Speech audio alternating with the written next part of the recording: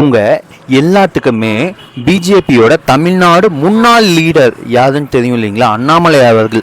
அவர் ஒரு 2 நாளைக்கு முன்னாடி என்ன சொல்லியிருக்காருன்னா, ஏடிஎம்கே ஓட தலைவர் அதாவது எடப்பாடி பழனிசாமியை 2026 கண்டிப்பாக நாங்கள் சிஎம் ஆக்கியே தீர்வோன்னு ஒரு வார்த்தை சொல்லியிருக்காரு. அதுவே அவர் ஒரு 2-3 மந்த்ஸுக்கு முன்னாடி ஒரு வீடியோவில் எடப்பாடி பழனிசாமி ஒரு தற்கூரி, அவன் எதுக்குமே லாக்கில்லை அந்த மாதிரி ஒரு வார்த்தையை விட்டுருக்காரு. ஸோ நான் அந்த 2 வீடியோவுமே நான் அட்டாச் பண்ணுறேன். அட்டாச் பண்ணிவிட்டு அவர் எந்த விதமான மாற்றி பேசக்கூடிய ஒரு ஆள்னு நீங்களே பாருங்கள். இது மட்டும் இல்லாமல் அவர் ஒரு முன்னாள் ஐபிஎஸ் ஆஃபீஸர் வேறு. இந்த நிலைமையில் நான் இவங்களெல்லாம் நான் எந்த லிஸ்ட்டில் சேர்க்கறதுனே தெரியலை.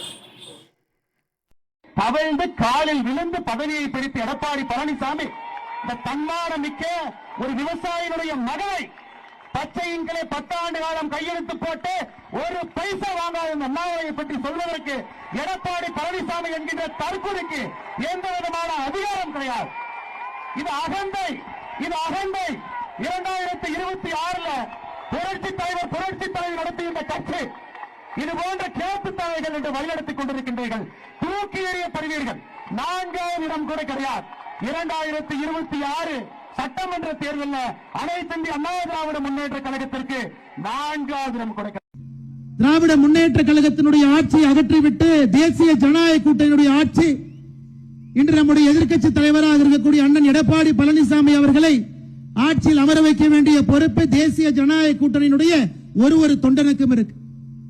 அன்பு சொந்தங்களே, அதை வெற்றிகரமாக நாம் செய்து முடித்து காட்ட வேண்டும். காரணம், மிக கடுமையாக இந்த 4 ஆண்டு காலம் நாம் உழைத்திருக்கின்றோம். பாரதிய ஜனதா கட்சியினுடைய ஒரு தொண்டனுமே திராவிட முன்னேற்ற கழகம் ஆட்சி வந்த பிறகு மக்களுக்கு பாதுகாப்பு அரணாக பாரதிய ஜனதா கட்சி நின்றிருக்கிறது. எத்தனையோ நபர்கள் கைது செய்யப்பட்டு சிறைக்கு சென்றிருக்கின்றோம். மக்களுக்காக போராட்டத்தை நடத்தி இருக்கின்றோம். எத்தனையோ பேர் 14 நாட்கள் 30 நாட்கள் ஜெயிலில் இருந்திருக்கிறீங்க.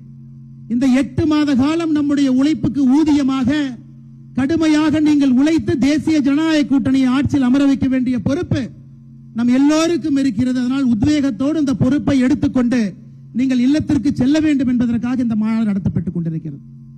உனக்கெல்லாம் மானம், சூடு, சோரணை, ஈனம் எதுவுமே கிடையாதா? சோறு தானே திங்கிற?